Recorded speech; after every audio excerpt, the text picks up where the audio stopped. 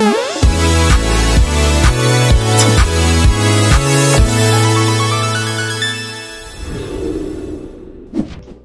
pagi Dokter Rida Rumondang, selamat pagi Bapak Ibu semuanya, Ibu Tina, Ibu Sharon, Pak Makmur, Bu Pri, dan Bapak Ibu semuanya audiens pada pagi hari ini. Kita akan memulai meeting kita yang akan dipresentasikan oleh Dokter Rida Rumondang, Dokter Hewan Rida Rumondang. Bagi yang penasaran, apa sih yang akan beliau presentasikan?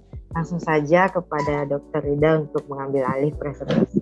Baik Mbak Ita, terima kasih. Selamat pagi Bapak dan Ibu semua. Assalamualaikum warahmatullahi wabarakatuh. Salam sehat dan sejahtera untuk kita semua. Puji syukur kita panjatkan kehadirat Allah Subhanahu wa Ta'ala atas rahmat dan karunia-Nya. Kita dapat bertemu di hari kedua di tahun 2023 dalam keadaan baik dan semangat. Juga terima kasih atas kesempatan yang telah diberikan kepada saya untuk menyampaikan case and solution pada hari ini. Jadi ini bermula dari farm di daerah Tangerang. Saya diminta untuk melihat ayam grower umur 7 minggu.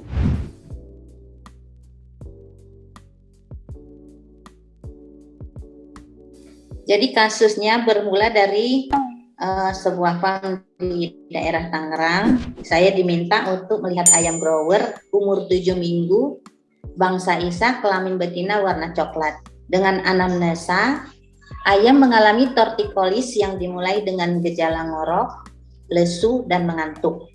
Kemudian dilakukan nekropsi dan hasilnya adalah sebagai berikut.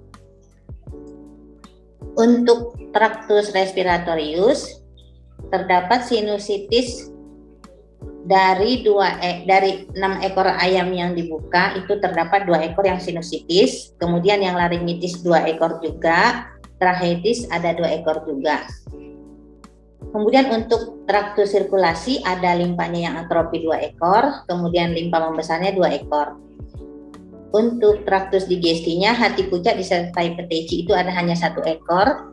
Kemudian erosi gizzard ada 4 dari 6 ekor.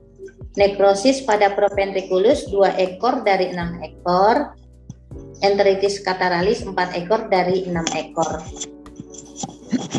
Terus ada juga infeksi coccidia pada sekum ayam. Untuk traktus reproduksi pada opidak kiri ada timbunan cairan 2 ekor dari 6 ekor. Untuk traktus urinaria pembengkakan ginjal 2 ekor dari 6 ekor. Kemudian di leher ayam ditemukan vaksin yang belum terserap 4 ekor dari 6 ekor. Ini adalah gambar yang diambil pada saat nekropsi, cuman untuk daerah perubahan pada traktus respiratoriusnya tidak ditampilkan karena gambarnya kurang bagus. Ini pada saat ayam di farm terlihat mengantuk, lesu, dan sebagainya. Nah, di sini di leher terdapat sisa vaksin yang tidak terserap. Kemudian ada timbunan cairan di opidak kiri. Ada 2 ekor terlihat di sini nih. Dari hasil nekropsi dan patologi anatomi di leher ayam terdapat vaksin yang belum terserap. Menjadi kecurigaan vaksin tidak bekerja secara optimal. Penyebabnya adalah faktor towing yang belum cukup dan faktor stres yang dialami oleh ayam dan kondisi ayam yang imunosupresif dan juga kepadatan jadwal vaksinasi. Timbunan cairan di opidak kiri disebabkan oleh infeksius bronkitis varian QX. Jadi diagnosa kasus ini adalah ND dan IB. Kemudian solusi yang dilakukan adalah pemberian IB Olpak dan vitamin sebagai suportif terlebih dahulu. Diberi vitamin yang memang ada stok di farm karena untuk farm ini dia ada stok obat-obatan yang memang farm ini kan baru ya istilahnya, dia karena ada kasus dia nyari untuk menangani kasus yang baru gitu. Jadi dia punya stok stok vitamin, antibiotik dan segalanya ada di farmnya. Dia cuma mendengar bahwa Swadesi ini punya vaksin, yang beda dengan yang lain gitu. Jadi solusi yang dilakukan adalah pemberian dan penjadwalan IB All-Pak. IB All-Pak diberikan pertama kali untuk yang kena kasus di umur 13 minggu dan 8 minggu kemudian di booster lagi. Sampai sekarang kondisi ayam mengalami perbaikan setelah penggunaan IB All-Pak pada umur 26 minggu bisa mencapai 93%. Jadi kemudian IB All-Pak akan saya ulang secara cepat untuk mengingatkan kembali produk kita. IB All-Pak adalah vaksin inaktif untuk mencegah penyakit ND dan IB. Bahan aktifnya adalah virus ND, strain Lasota, virus IB, strain Nevada korelasi dengan D274, strain Nevada korelasi dengan D1466, strain Massachusetts 41. Virus ND strain Lasota. Strain Lasota yang diatenuasi diproduksi oleh University of Maryland Institute of Veterinary Microbiology. Strain Lasota merupakan kelompok virus lentogenik yang sudah digunakan selama beberapa dekade di dunia perunggasan. Virus infectious bronchitis, strain Massachusetts M41. Strain M41 diproduksi oleh Institute Avian Pathology of University of Maryland. Strain M41 memiliki fisiko-chemical dan struktur biologis dari avian coronavirus. Strain Nevada 14 diisolasi di laboratorium milik Patro, memiliki struktur fisiko-chemical dan struktur biologis dari avian coronavirus. Dari hasil serologis didapat bahwa strain NEP14 berkorelasi ketat dengan serotype D207. Strain NEP24 diisolasi di laboratorium milik Patro, memiliki struktur fisiko-chemical dan struktur biologis dari avian coronavirus. Dari hasil serologis didapat bahwa strain NEP24 berkorelasi dengan serotype D212. IB All-Pak disarankan untuk vaksinasi breeder dan layer kira-kira umur 18 minggu, mengikuti jadwal vaksinasi ayam yang akan divaksinasi. Mencegah penyakit ND dengan vaksin hidup yang dilemahkan tipe B1 atau Lasota.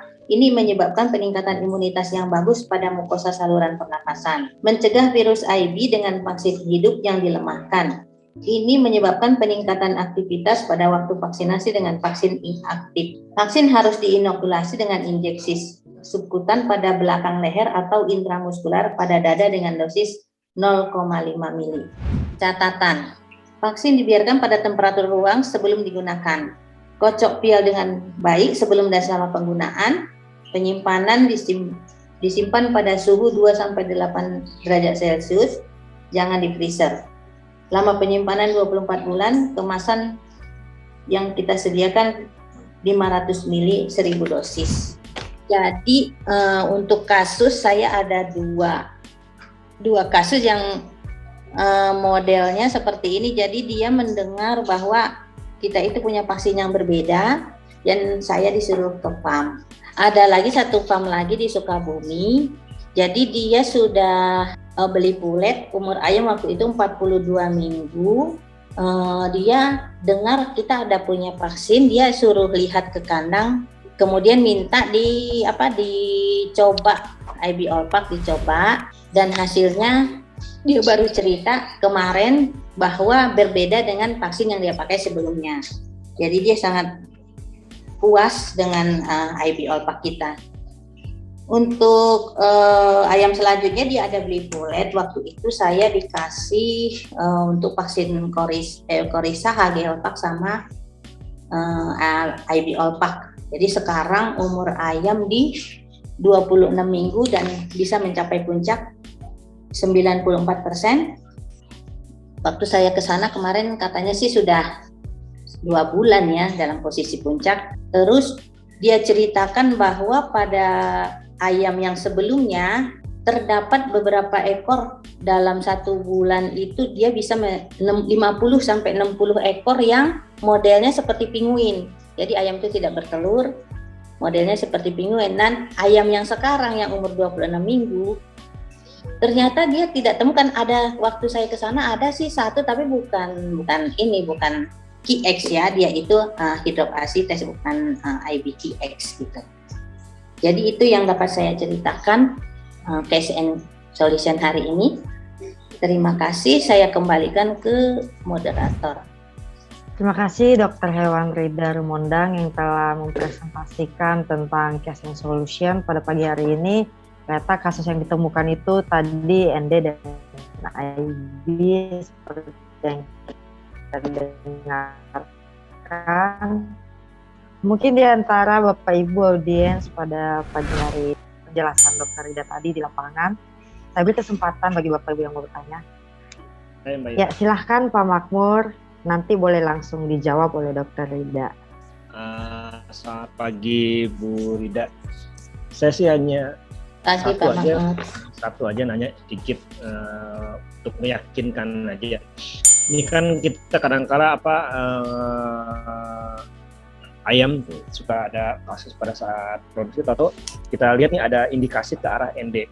Kira-kira untuk pemberian IB Olpak mempengaruhi ke produksi apa enggak, Bu ya, gitu yang saya sampaikan. Jadi istilahnya kita ingin lihat supaya jangan sampai nanti pada saat puncak produksi itu turun gitu. Jadi saya ingin tanyakan kira-kira aman apa enggak untuk pemberian IB Olpak itu gitu. Terima kasih. Terima kasih Pak Makmur untuk pertanyaan yang bagus. Kemarin saya juga, jadi ayam yang kemarin yang saya ceritakan itu kan saya vaksin pertama itu di umur 19 minggu. Yang ini yang cerita yang kedua ya, yang kasus yang kedua. Jadi umur 19 minggu divaksin IB Olpak. Kemudian dia puncak kan 26. Dia nanya sama saya, "Bu, ini waktunya masuk IB Olpak nih," gitu. Ya, kira-kira turun nggak ya? Itu yang harga waktu itu harga telur mahal Pak Makmur yang 33 dari kandang tuh ya. Yeah. Terus dia bilang ini bisa divaksin nggak Bu ya? Saya takut nanti dia turun gitu. Ya betul. Nah udah gitu pas dilihat kondisi ayam kan istilahnya nggak ada masalah, baik-baik aja gitu. Saya bilang gini aja Pak, ini kita kan kalau stresnya vaksin ini dia karena dipegang. Jadi istilahnya kalau dari vaksinnya sendiri dia nggak masalah. Jadi IB Olpak itu tidak akan membuat masalah ke tubuh ayam selagi ayam masih sehat gitu, ayam sehat gitu. Tapi yang bikin dia produksi turun atau setelah itu nih nanti yang kita pegang. Jadi istilahnya aplikasi vaksinnya gitu. Jadi orang yang melaksanakan vaksinnya gitu. Kita ini aja Pak. Jadi pelan-pelan setelah itu kita kasih vitamin gitu. Kemudian dicoba tuh. Jadi karena dia juga keburu mau Natalan, jadi sekitar tanggal 21 Desember kemarin kita vaksin yang umur 26 minggu dengan produksi 94%. Kita vaksin, terus kan saya juga khawatir walaupun saya instruksikan seperti itu, tapi kita juga ada rasa khawatir ya. Yes. Terus udah gitu saya lihat setelah vaksin seminggu kemudian saya malamnya sih saya telepon gitu, saya tanyain gimana ayam nggak apa-apa Bu katanya gitu, cuma produksinya turun 1% hari ini dia bilang gitu kan. Terus hari berikutnya saya ke sana, saya lihat ayam memang makan mau, cuman telurnya itu jadi agak mengecil dikit Pak, jadi gramannya kurang gitu, terus sudah gitu enggak sih Bu, hari ini udah naik tapi cuman itunya kurang, dia bilang gitu. Oh iya Pak, kita istilahnya itu kan dari makanan, jadi rajin aja itu bolak-balik makanannya gitu, jadi biar ayamnya nafsu makan gitu lah, di samping kan udah dikasih vitamin gitu. Pas hari seminggu kemudian kita lihat dia udah balik lagi Pak Makmur, udah balik lagi ke posisi 94 itu, dan beratnya juga udah kembali normal gitu. Itu yang saya alamin itu di daerah Sukabumi. Tuh. Jadi prinsipnya sih IB Olpaknya itu yang dapat saya sampaikan. IB Olpaknya aman, yang penting perlakuannya Bu. Iya pada saat. Jadi sebenarnya turun produksi bukan karena vaksinnya, tapi karena perlakuan saat vaksin gitu. Jadi pelan-pelan misalnya gitu, dan kasih suportif setelah vaksin gitu. Aman Pak kalau untuk dipakai gitu. Itu yang saya alamin Pak Makmur. Iya. Masalah memang kan kita kalau lagi mudah-mudahan bisa bantu. Iya, kalau pas puncak-puncak produksi kan kita khawatir lah, apalagi kalau lagi harga mahal kan, wah. Iya. Iya, iya. Itu Pak yang saya alami kemarin pas 33.000 itu dari kandang. Makanya dia khawatir akan menurunkan produksi gitu kan. Soalnya vaksin yang sebelumnya itu bisa turun sampai 2-3% gitu loh Pak. Jadi lumayan kan pada saat harga bagus gitu. Iya, sangat-sangat lumayan. Oke, Demikian Bu Rida. Pak Mamur. Makasih Bu Rida. Terima Sama-sama, kasih Pak Pak. Makmur atas pertanyaannya dan jawaban dari Dokter Ida juga yang sudah cukup jelas. Bagi Bapak Ibu yang masih penasaran nih tentang kasus di lapangan yang dijelaskan oleh Dokter Ida tadi, masih ada pertanyaan mungkin yang mau tanyakan, boleh Bapak Ibu? Bisa. Ya Bisa. silahkan Pak Ramanto. Terima kasih waktunya. Nanti boleh langsung dijawab oleh Dokter Ida. Selamat pagi, semangat baru teman-teman semua di tahun baru ini. Saya Rahmanto dari Sukabumi.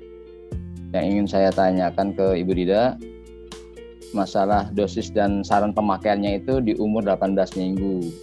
Nah, selama ini saya memprogramkan di umur antara kadang 4 hari, kadang 10 hari itu udah masuk IB Olvac. Apakah itu kurang berperan itu? Maksudnya kurang ini efeknya. Bagaimana Bu penjelasannya? Untuk umur di bawah 18 minggu kita udah pakai IB Olvac. Terima kasih.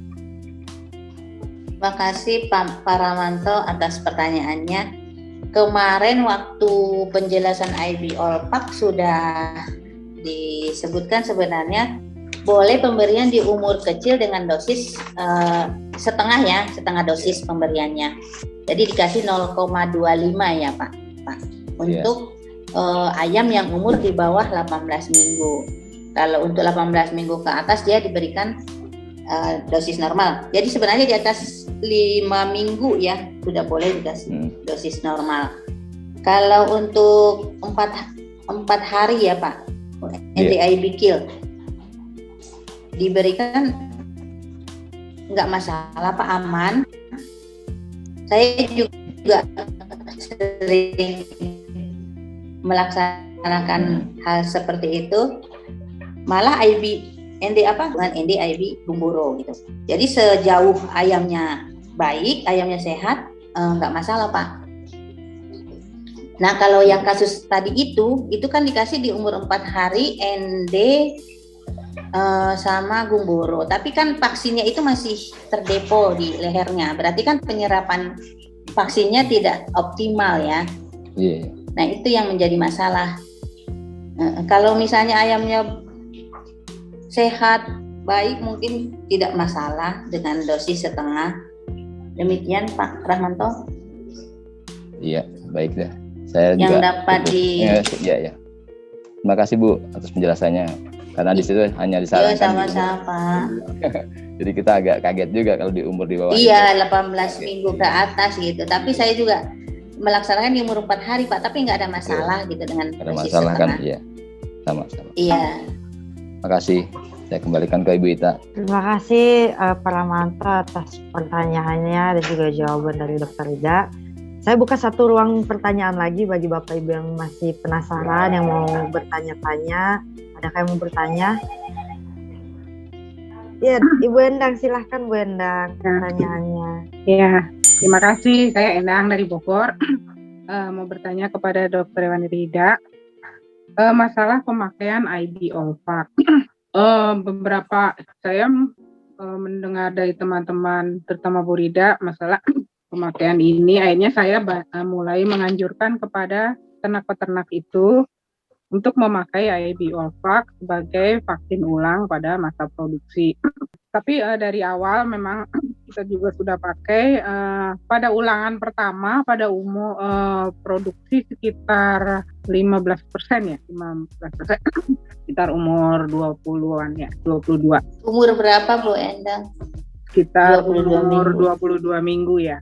Nah itu tapi dia tidak puncaknya itu tidak bisa sampai 94 begitu Bu. Apakah ini masalah puncak ini ada karena faktor makanan atau kalau misalnya saya anggap vaksinnya sudah cukup ya, sudah cukup baik, ayam juga sehat, tapi dia tidak bisa mencapai puncak seperti yang Bu Rida tadi presentasikan. Apakah itu puncak itu terpengaruh oleh makanan atau bagaimana? Soalnya jadi akhirnya kendor lagi tuh itu untuk pemakaian vaksin ulang yang kill ini jadinya. Mohon sarannya. Terima kasih. Ya, makasih Bu Endang atas pertanyaannya. Ini di umur 22 minggu 15%, kemudian belum ada pengulangan ya Bu Endang ya. Cuman dia tidak tercapai puncak, gitu ya Bu Endang? Iya betul. Iya, kalau untuk puncak itu kan memang banyak faktor ya Bu Endang ya. Banyak faktor dari nutrisi, kemudian manajemen di kandang sendiri, banyak yang mendukung untuk tercapainya puncak produksi. Di samping dari itunya sendiri, dari gen ayamnya sendiri. Kalau boleh bertanya Bu Endang, apakah sebelumnya untuk ayam yang lain dia pernah puncak juga di kandang tersebut, di farm tersebut, atau memang seperti biasa dia nggak pernah puncak? Kemudian Bu Endang menyarankan untuk pemakaian IB All-Pak untuk mencapai puncak, begitu? Ya, dulu memang dia ada ada program vaksinasi dengan swadesi, dan itu agak lumayan memang bisa mencapai 90-an. Nah, belakangan dia mulai beli pulet, tapi vaksinnya disambung dengan vaksin swadesi ya, dengan Korisa, kemudian All-Pak A plus B. Memang dia ada masanya dia ada ganti pakan. Nah, sejak itu memang terus tidak pernah puncak lagi. Jadi hanya menganggap bahwa pemakaian vaksin yang dianjurkan itu tidak bermanfaat, tidak membantu. Iya, gitu Bu. Kalau menurut saya sih Bu Endang, yang faktor pertama untuk keproduksi itu dari pakannya. Dari pakan, apakah benar-benar terpenuhi semua unsur-unsur nutrisi untuk tercapainya puncak dari ayam tersebut. Kalau misalnya kayak vaksin, dia kan hanya faktor penunjang ya. Istilahnya kalau vaksin itu dia mencegah untuk tidak terjadinya penyakit yang disebabkan oleh virus gitu. Jadi kalau untuk faktor terbesar untuk capai puncak itu adalah dari pakan. Dari faktor nutrisi, terutama asam amino. Bu Endang nyariin kasih amino life nggak? Dia kasih, tapi dia kebetulan ambil dari tempat lain, jadi nggak pakai yang seperti swadesi punya gitu, amino life. Ada asam amino maksudnya ya? Iya. Asam amino. Iya Bu Endang, jadi memang faktor nutrisi itu memang paling berpengaruh untuk produksi ya. Kalau misalnya saya bilang tadi, kalau misalnya kayak vaksin, dia itu jadi produksi tercapai puncak, misalnya dengan vaksin yang bagus, dia tidak ada masalah pada saat untuk tercapainya puncak tersebut gitu. Tapi kalau misalnya untuk hasil goalnya sendiri itu memang dari nutrisi yang ada yang masuk ke ayam tersebut gitu. Begitu Bu Endang. Baik. Berarti mungkin monitoringnya ya harus yang kayak perketat untuk membandingkan dengan produk dari tempat lain, karena kan ya hampir semua jadinya nggak tercapai puncak, tapi dia menganggap bahwa dia ada penghematan karena tidak memakai IB All-Pak dan gitu. Jadi sama-sama kalau pakai Bu Endang, ya aku yang tadi yang kasus kedua itu Bu Endang, dia itu juga sama beli pulet dari daerah Purwakarta kalau nggak salah. Jadi ayam itu udah 42 minggu dan programnya itu dari vaksin lokal dia pakai. Sekarang ayamnya sudah umur 50-an. Nah, pada saat dia masuk pulet yang baru, dia pengen nyoba gitu loh. Dia pengen nyoba dengan vaksin kita gitu, dan hasilnya terlihat.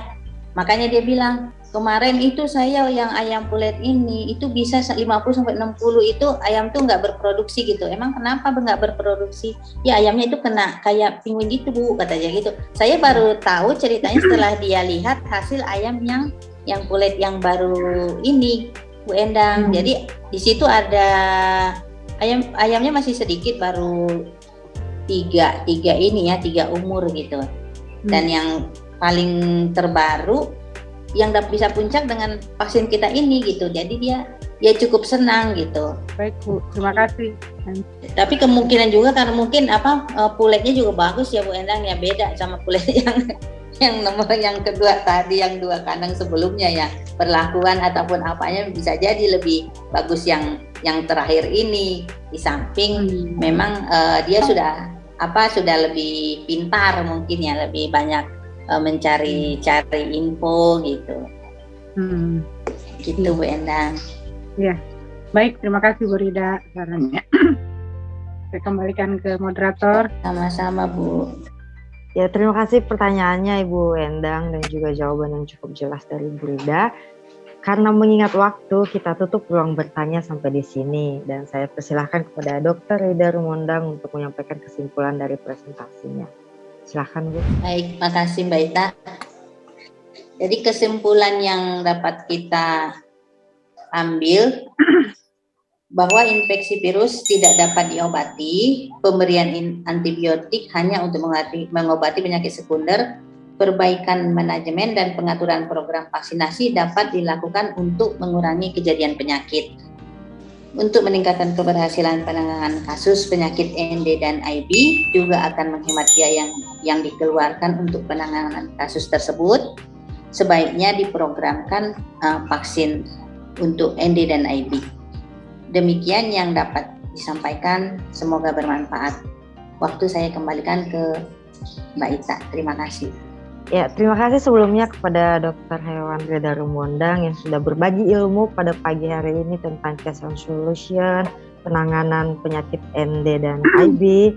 Semoga apa yang telah beliau sampaikan boleh menjadi solusi, boleh menjadi jawaban buat beberapa kasus-kasus yang terjadi di lapangan, di farm-farm, dimanapun. Terima kasih juga kepada Bapak Ibu audiens dimanapun berada. Semoga di awal tahun 2003 ini menjadi tahun berkah bagi kita semua. Pekerjaan semakin dilancarkan semuanya, langganan semakin banyak. Terima kasih sebelumnya saya ucapkan, saya tutup presentasi ini dengan ucapan terima kasih kepada Bapak Ibu semua. Terima kasih.